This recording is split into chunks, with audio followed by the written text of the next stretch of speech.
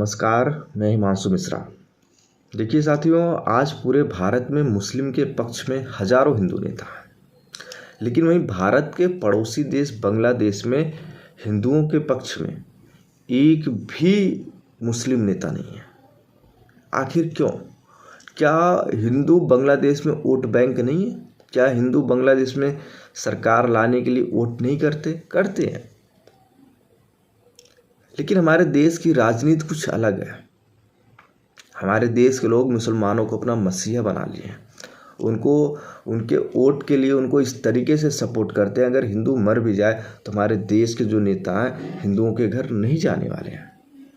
आप सबने देखा होगा कि छात्र आंदोलन के नाम पे बांग्लादेश में जिस हिसाब से हिंसा फैली थी, हिंदू युवकों को मार मार के टांग दिया गया, उनके घरों को जलाया गया, उनके प्रतिष्ठानों को जलाया गया, उनके व्यवसायों को जलाया गया।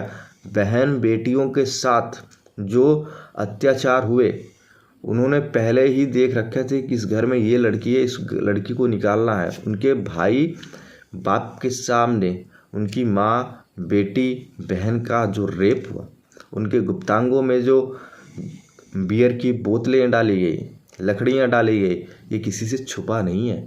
वहाँ मंदिर तोड़े गए, इस्कान मंदिर के अंदर रखी भगवान जगन्नाथ की जो मूर्तियाँ तोड़ी गई, ये किसी से छुपा नहीं है। लेकिन वहाँ पे एक नोबेल पुरस्कार विजेता को अंतरिम सरकार का प्रधानमंत्री बनाया गया, तो लोगों ने सोचा कि कुछ सुधार होगा, लेकिन स्थिति और बिगड़ गई। अब बांग्लादेश की स्थिति ये है कि घरों में घुस घुस के मार रहे हैं, हिंदुओं के गाँव में घुस घुस के मार रहे हैं, निकाल के मार रहे हैं।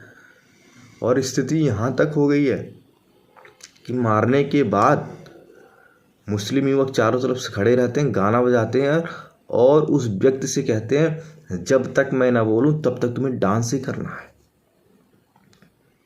आखिर क्या छात्र आंदोलन के नाम पे ये सब चीज़ें सही हैं?